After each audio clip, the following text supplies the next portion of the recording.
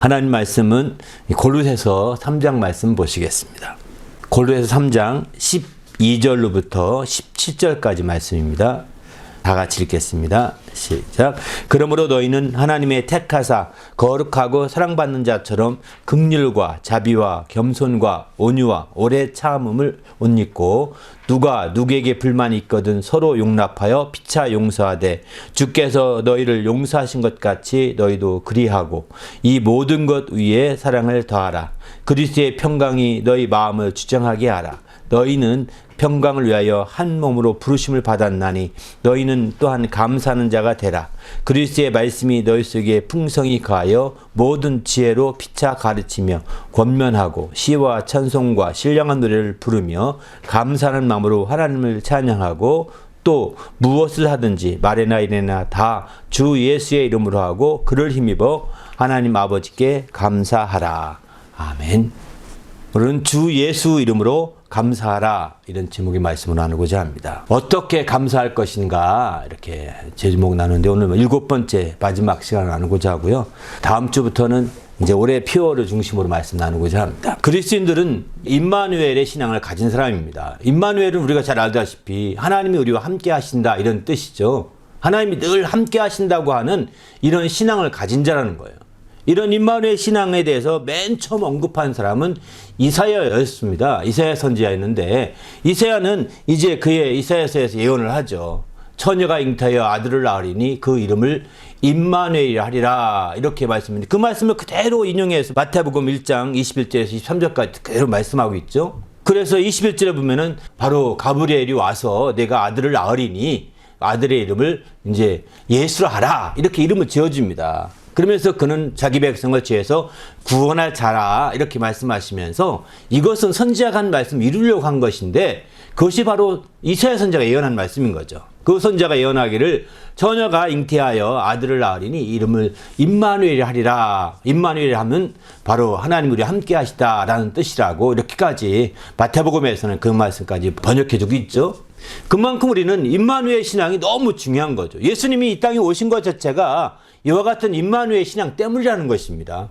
그렇기 때문에 우리가 어디에 있든지 하나님 우리와 함께 하신다는 것, 여기에 우리의 신앙의 중심을 두어야 합니다. 우리는 우리의 눈에 보이면 함께하는 것 같고 눈이 안 보이면 함께하지 않는 것 같고 우리의 피부적으로 느끼면 함께하는 것 같고 못 느끼면 함께하지 않는 것 같이 생각이 쉽거든요. 그러나 우리가 피부적으로 느끼나 안 느끼나 보이나 안 보이나 듣거나 못 듣거나 상관없이 주님이 예수께서 이 땅에 오신 이후에 우리는 임마누엘 신앙을 이어가고 있는 겁니다.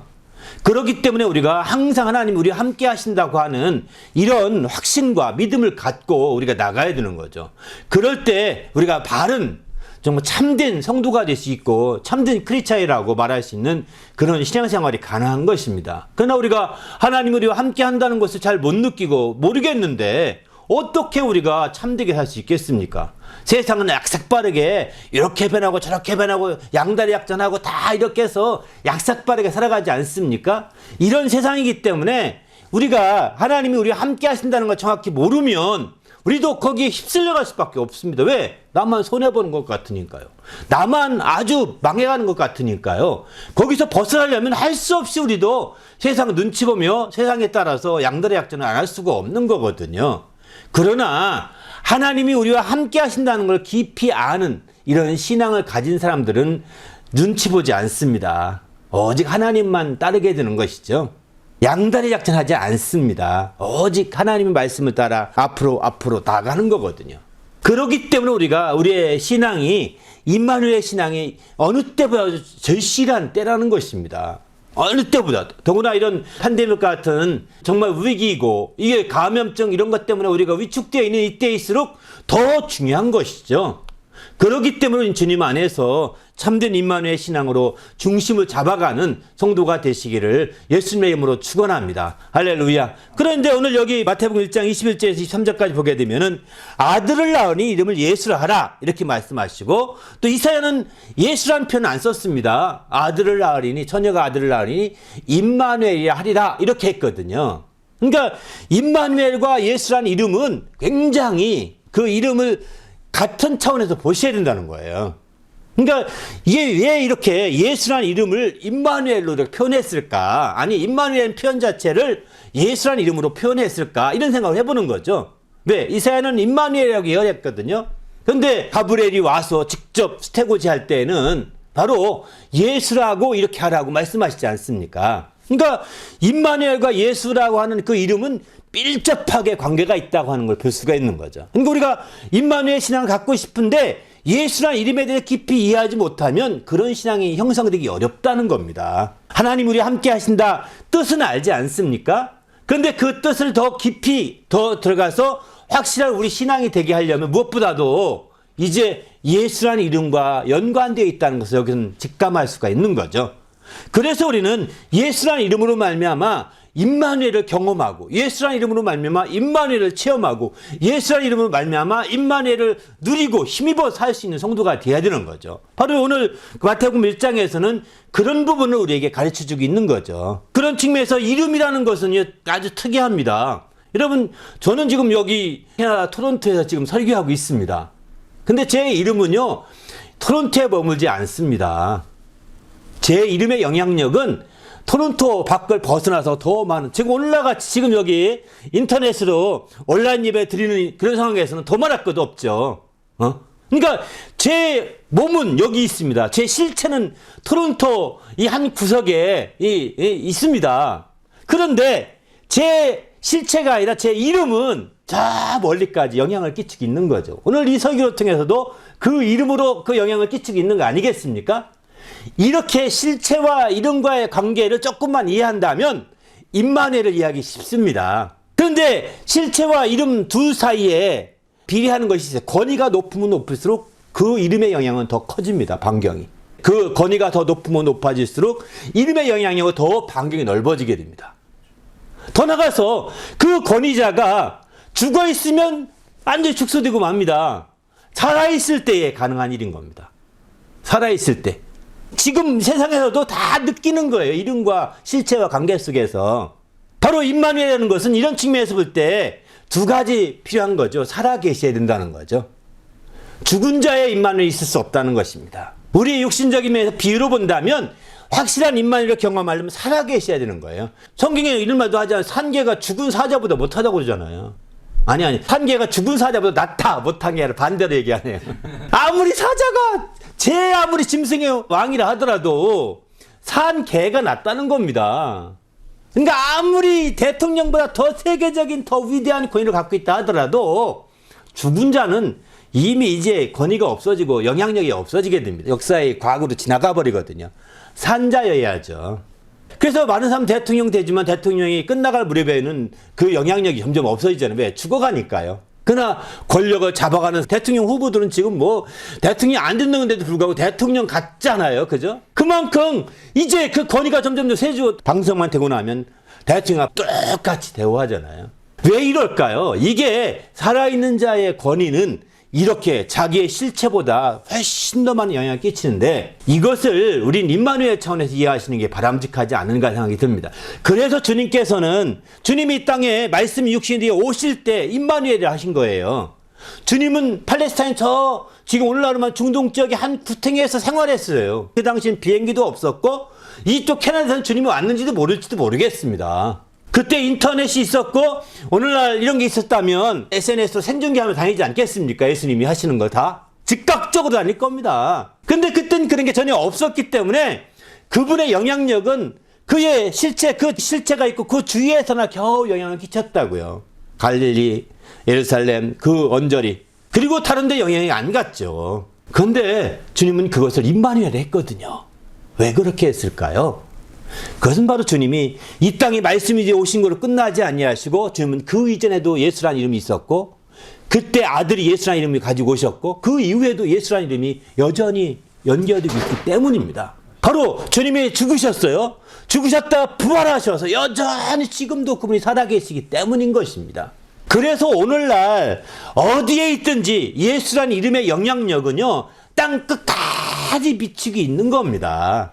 오늘날 우리가 임마누엘을 경험하고자 하지 않고 오늘날 우리가 임마누엘을 체험하고 누리려고 하지 않고 있기 때문에 예수라는 이름의 효력을 경험하지 못하는 것이고 예수라는 이름의 영향력이 우리에게 미쳐오지 않고 있는 것이죠. 우리가 만일 정말 예수라는 이름의 그 영향력을 우리가 받고자 하고 그 힘을 누리고자 하고 이런 간절한 마음이 있다면 우리는 지금 어디에 있든지 저 북극 끝에 가 있든지 남극 끝에 가 있든지 바로 예수의 이름의 임마누엘을 확실하게 우리가 체험하고 경험할 수 있는 겁니다. 오늘 우리에게 필요한 신앙은 바로 이런 신앙입니다. 우리가 그저 육신의 감각에 따라 느껴지는 신앙이 아니라 정말 이렇게 하나님 말씀을 따라 그 영향을 받는 거. 오늘 우리는 여기 캐나다에 있어도 한국 시민권자는 한국의 대통령 영향을 받고 있지 않습니까? 무시할 수 없지 않습니까? 바로 이렇게 되듯이 비록 멀리 태평양 건너에 있어도 여기는 한국 땅이 아니건만 여전히 한국의 시민권자들은 이곳에 살고 있을 때는 한국의 영향, 곧 대통령 그 암흑의 대통령의 이름 영향을 고연히 받고 있다고요. 이렇게 되는 것과 똑같은 거죠. 이제 그런데 이게 더 밀접해지면 멀리 있어도 밀접해지고 가까워지고 더 깊은 친교와 깊은 교제와 나눔이 있어진다고 한다면 캐나다에 있어도요 한국의 대통령 지금 문재인 대통령이겠죠. 그분의 영향을 더 많이 받을 수 있어요. 그분 잘 알고 그분과 깊은 관계가 있으면 여기서 아마 가장 잘 있는 게 캐나다 살면서 살 수 있다면 평통자문위원회 의장도 될 수 있겠죠. 이렇게 다양하게 모든 게 가능한 일일 겁니다. 그러나 이건 다 그분과 얼마나 밀접한 교제가 이루어지냐 하는 거죠. 똑같은 비유입니다. 이처럼 정말 오늘날 우리가 죽으셨다가 사흘 만에 부활하셔서 하나님 우편에서 지금도 살아계셔서 영원한 제사를 진행시키고 있는 예수 그리스도, 그분의 그 이름이 여전히 온 세계에 영향을 끼치고 있다는 거예요. 그렇기 때문에 우리가 예수의 이름이라고 하는 그 임마누엘의 효력을 우리가 확실하게 느끼고 체험해야 되는 거죠. 그래서 주님께서는 이렇게 말씀하십니다. 내 이름으로 해라. 내 이름으로 하라. 복음서에만 수번 넘게 이렇게 표현하고 있습니다. 내 이름. 아니 우리가 흔히 우리가 얘기하더라도 자기 이름을 그렇게 강조하기 어렵잖아요. 주님은 내 이름으로 해라고 내 이름으로 하라고 굉장히 많이 강조합니다. 그 중에 한 가지 대표적인 것이 두세 사람이 너희 중에 모이게 되면은 내 이름으로 모이면 내가 그들 중에 있다라고 마태복음 18장 20절 이렇게 말씀하십니다. 두세 사람이 내 이름으로 모이면 나도 그들 중에 있다는, 그때 있다고 할 때 있는 것은 그저 하나의 관망하는 것이 아닙니다. 주님이 머리로 함께해 역사해 주시겠다는 뜻인 겁니다. 여기서 임마누엘이라는 개념을 잘 이해할 것은 주님과 관계가 잘 설정되고 그 교제가 깊이 이루어지게 되면 주님이 멀리서 구경꾼으로 지켜보는 임마누엘이 아닙니다. 그저 감시자나 감독자로 그냥 지켜보기는 그런 관계가 아니라 머리가 되어서 주님이 우리를 직접적으로 이끌어 주신다는 것을 의미하는 거거든요. 머리가 되고 우리는 그의 몸의 관계로 함께 해주시는 거죠. 바로 머리와 몸의 관계는 뗄래야 뗄 수 없는 관계인 거거든요. 그런데 많은 사람들은 이거를 뗄래야 뗄 수 없는 관계인데 그럼에도 불구하고 그걸 부정하고 그저 혼자서 막 살아가는 겁니다. 우리는 주님 안에서 적극적으로 두세 사람이 모이는 곳에 주님이 늘 머리로 계시겠다는 거예요. 그냥 구경꾼이나 관망자로 있는 것이 아니라 머리가 되어서 내가 너희를 지원하고 머리가 되어서 함께하고 머리가 되어서 지시하고 머리가 되어서 내가 책임져 주겠다는 겁니다. 이렇게 주님이 임마누엘 효과를 이렇게 확실하게 경험할 수 있고 체험할 수 있기 때문에 우리는 모이는 걸 강조하게 되는 거죠. 그래서 예수 이름으로 모인다는 것은 임마누엘을 더 체험하는 길이 되는 것이죠. 임마누엘을 체험하고 임마누엘의 모든 역사를 구체화하는 길이 되는 겁니다. 그래서 히브리서에 보게 되면은 모기를 피하는 어떤 자들의 습관과 같이 하지 말고 오직 권하여 그날이 가까움을 볼수록 그리하라고 이제 히브리서 10장 25절에 이렇게 말씀하거든요. 바로 모이기를 피하는 어떤 자들과 같이 하지 말고 이제 그 주의 날이 가까울수록 더욱더 모이기를 힘쓰라고 이렇게 말씀하시죠. 왜 그럴까요? 모이기를 피하는 것은 모이지 않고서는 임마누엘을 실제 경험하고 느끼고 체험하는 데 한계가 있음을 가르쳐주는 얘기입니다. 세상은 점점 이제 자꾸 모이기를 피하게 만드는 쪽으로 갑니다. 왜? 안 모여도 되잖아요. 오늘 여러분 온라인으로 예배드리니까 안 모여도 가능하지 않습니까? 이런 시대예요. 그리고 이게 보편화돼가서 너무나 자연스럽게 될지는 모르겠습니다. 이거는 어쩔 수밖에 없는 상황에서 이렇게 되지만 그러나 성경은 자꾸 모이기를 힘쓰라고 얘기하고 있는 것은 바로 주님의 임마누엘을 경험하게 하기 위해서인 것이죠. 바로 두세 사람이 내 이름으로 모였을 때 주님이 머리로 함께 계셔서 거기서 지도하고 인도하고 이끌어 주셔서 살아계신 하나님의 놀라운 역사를 체험하는 그런 주님의 행복한 신앙생활을 할 수 있도록 하기 위해서 이렇게 말씀하고 있는 거죠.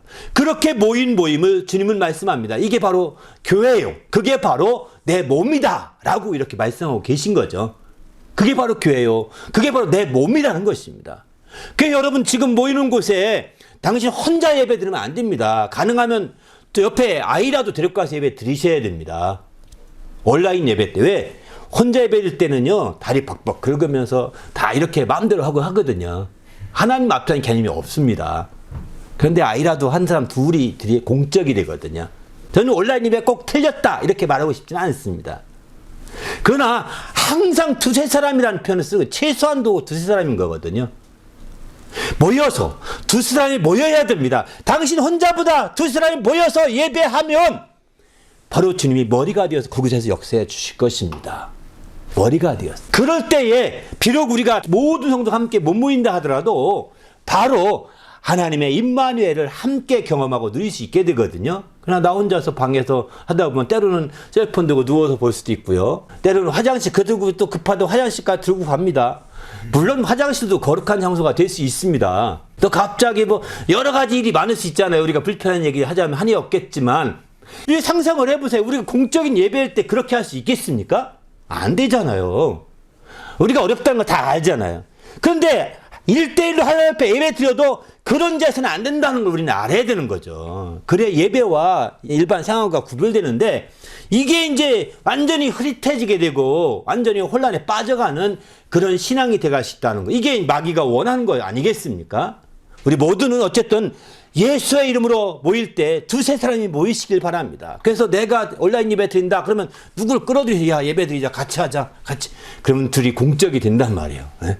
이렇게 만들어가는 것은 자기를 위해서도 좋고 다른 사람을 위해서도 좋은 겁니다. 할렐루야. 그렇게 할 때에 하나님의 임마누엘의 놀라운 역사를 우리가 체험하고 경험할 수 있는 거죠. 주님은 그래서 내 이름으로 모인다. 내 이름으로 모이라. 이렇게 강조하겠습니다. 왜 그러면 주님이 이렇게 자기 이름으로 모이고 자기 이름을 이렇게 했을까요? 주님은 이 이름이 아들을 낳으니 예수를 하라 이렇게 말씀하셔서 아들의 이름이죠. 우리는 그래서 아들의 이름이라고 표현하고 주 예수 그리스도의 이름, 주 예수의 이름 이렇게 표현합니다. 그런데 좀 더 깊이 성경을 보게 되면 그 예수의 이름은 아버지의 이름이었습니다. 요한복음 10장 11절과 12절을 보게 되면 내게 주신 아버지 이름이라고 이렇게 표현하고 있습니다. 내게 주신 아버지의 이름으로 보존하여 지켰나이다. 12절은 이렇게 표현하고 있거든요. 바로 내 이름이 아니라 이것은 아버지가 그러니까 예수라는 이름을 정확히 표현한다면 지저스 주니어. 이해되십니까? 이세인 거예요. 아버지가 원래는 지저스 시니어가 되는 거죠. 아버지가 지저스 시니어가 되는 거고 뭐 아들은 지저스 주니어죠. 왜? 그 이어받은 거니까요. 그래서 1세, 2세 이렇게 표현할 수도 있겠고요. 그래서 내게 준 아버지의 이름이라는 아버지의 이름이었다는 거예요. 근데 그걸 내게 주셨다 이렇게 말하겠는 거죠. 거기로 끝나지 않습니다. 요한복음 14장 26절에 보게 되면은 내 이름으로 보내신 성령 이렇게 표현하고 있습니다. 아버지께서 내 이름으로 보내신다는 거예요. 내 이름을 아버지께 내 이름으로 보내신다고 하니까 바로 이 성령도 예수의 이름으로 역사하고 있는 것이죠. 성령도 굳이 이름을 따진다고 한다면 예수라는 겁니다. 굳이 이름을 붙인다면 예수라는 거예요. 바로 그러기 때문에 오늘날 예수께서 오늘날 부활하시고 하나님 우편에 가셔서 지금도 영원한 제사를 드리고 이렇게 진행하고 계시지만은 그리하지 아니할지라도 당연히 그건 이 표현을 가정할 필요가 없는 건데 그것과 함께 또 동일하게 진행한 것은 그 이름이 성령으로 지금도 역사하고 계신 거예요. 그러니까 임마누엘의 그 신앙은 확실하게 우리가 경험할 수가 있는 거죠. 우리 모두도 이제 이와 같이 성령의 역사하는 주 예수의 이름으로 역사하는 놀라운 축복을 경험하시길 바랍니다. 그래서 주님께서 이렇게 말씀하시죠. 마태복음 28장 19절에 보면은 아버지와 아들과 성령의 이름으로 침례를 주라 이렇게 말씀하시는데 아버지와 아들과 성령의 이름으로 침례 주라고 한 명령을 받은 게 제 아들이지 않습니까? 그런데 제 아들은 막상 나가서 사도행전을 보게 되면 침례를 베풀 때 어떻게 하는지 아십니까? 주 예수 이름으로 침례를 주었다고 표현하고 있습니다. 주 예수의 이름. 베드로가 당장 처음에 이제 침례를 베푸고 나서 회개하기를 예수 그리스도의 이름으로 침례를 받으라 이렇게 말합니다. 아니 아버지와 아들과 성령의 이름으로 침례 주라고 명령받은 지 열흘밖에 안 지난 상태예요. 그런데 왜 베드로는 그렇게 생각했을까요? 그들의 베드로는 그 정도가 아닙니다. 그대 사마리아 교회 갔던 베드로와 요한이 또 그러죠. 거기 갔을 때도 이제 사마리아 교회 8장에 보면 사도행전 8장에 보면 주 예수의 이름으로 침례를 베풉니다. 또 고넬료를 만났습니다. 베드로가 고넬료에게 침례를 베풀 때에도 바로 주 예수의 이름으로 침례를 베풀었다고 말하고 있습니다. 아니 베드로는 지금 열흘도 안 지났습니다. 열흘도. 물론 뭐 사도행전 2장은 열흘 정도 지난 후에 얘기있지만 10일 뒤에 성령을 받았으니까요. 근데 주님이 명령하신 명령을 듣고 주님이 하늘을 승천하신 후에 열흘 뒤에 성령을 받고 그날에 베드로가 설교한 내용이거든요. 사도행전 2장에서는. 그건 바로 성부와 성자와 성령의 이름으로 곧 아버지와 아들과 성령의 이름으로 침례를 주려고 했는데 그렇게 말하지 않고 주 예수 그리스도의 이름으로 침례를 주었습니다. 베드로뿐만 아닙니다. 사도행전 19장 보게 되면 사도 바울도 이제 그 주 예수의 이름으로 에베소교에 있을 때 거기 침례를 베풀게 되죠. 19장 5절에 보면. 그만큼 우리는 사도행전에서 제 아들이 왜 이렇게 아버지와 아들과 성령으로 침례 주려고 했는데 왜 예수의 이름으로 이렇게 침례를 베풀었을까요? 그들은 압니다. 아버지의 이름이, 아들의 이름이, 성령의 이름이 성령의 예수라는 것을 알기 때문에 바로 아버지와 아들과 성령의 이름이 예수라고 알고 그 이름으로 침례를 베풀게 된 것이죠. 그래서 우리는 여기서 알 수 있는 것이 바로 주님이 내 이름으로 이렇게 해서 표현할 때 꼭 너무 자기 이름을 따지는 것 같아. 우리가 느낄 만큼 그렇게 말씀하시거든요. 그렇게까지 느낄 만큼 말씀하시는데 그 모든 것들이 결국은 자기 이름을 높이고 나타내려고 하는 것이 아니라 바로 아버지 이름이요 성령의 이름이 함께임을 나타내고자 하는 것이죠. 사실은. 그래서 그 이름을 강조했던 것입니다. 그래서 그 이름을 이제 태어나기 전에 그 이름을 지정해 준 겁니다. 아무렇게 짓지 말고 예수라는 이름으로. 그래서 예수라는 이름을 짓게 되면서 이제 드디어 예수의 이름으로 이 땅에 본격적인 모든 일이 펼쳐지게 되는 거죠. 오늘 우리는 이제 제목의 말씀이 주 예수 이름으로 감사라입니다. 바로 우리가 감사할 것은 이 이름을 제대로 알고 감사해야 되겠다는 거죠. 그만큼 주님께서 이제 말씀하신 말씀들을 쭉 지켜보면 정말 그 이름으로 역사할 일이 얼마나 많은가 하는 걸 보여주고 있는 것이죠. 그 외에도 여러 가지 면에서 내 이름으로 말하고 있습니다. 반면에 이렇게 그 이름의 역사가 펼쳐지다 보니까 그 이름으로 모이기도 하고 이렇게 믿음의 역사로 쭉쭉쭉쭉 펼쳐지다 보니까 나중에 너희가 핍박받게 되는데 그 이유가 뭐냐? 내 이름 때문에 핍박받게 될 거라는 겁니다. 내 이름으로 너희를 핍박할 거라는 거예요. 내 이름으로. 내 이름을 걸어서 그 이름을 못 대고 그 이름으로 움직이지 못하게 하려고 핍박할 거라는 겁니다. 한마디로 말해서. 그만큼 지금 세상의 싸움은 예수 이름으로 사느냐, 예수 이름을 못 살게 하느냐 이 싸움인 거예요. 예수 이름을 두고 그 이름을 사용하느냐, 그 이름을 사용하지 않게 하느냐 이렇게 치열한 싸움이 사실은 영적 싸움이라고 표현할 수 있는 거죠. 그래서 우리는 어디 가든 간에 바로 임마누엘 신앙을 통해서 예수란 그 이름을 체험하고 우리가 예수란 그 이름을 경험하고 그 이름으로 말미암아 살아갈 때 하나님을 참으로 영화롭게 할 수 있는 것이죠. 오늘 그런 것 중에 대표적인 것이 오늘 본문의 말씀 보면 바로 그 예수 이름으로 무엇을 하든지 말에나 일에나 다 예수의 이름으로 하라고 17절 이렇게 말씀하고 있지 않습니까? 그리고 그 예수의 이름을 힘입어서 하나님 아버지께 감사하라고 이렇게 말씀하고 있습니다. 예수의 이름을 힘입어 감사라는 것이죠.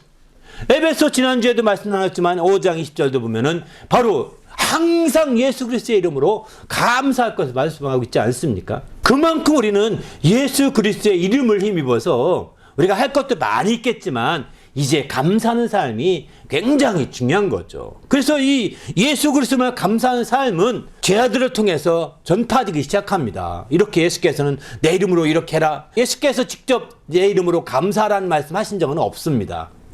직접 내 이름으로 감사하라 이런 말씀 안 했는데 이제 그 제자들이 그 이름이 너무나 놀랍거든요. 그 이름의 역사가 너무나 놀랍다 보니까 우리는 예수의 이름으로 감사해야 된다라고 이렇게 강조하고 있는 거예요. 특별히 사도 바울 같은 경우는 이와 같이 예수의 이름으로 감사하고 있는 것을 많이 보게 됩니다.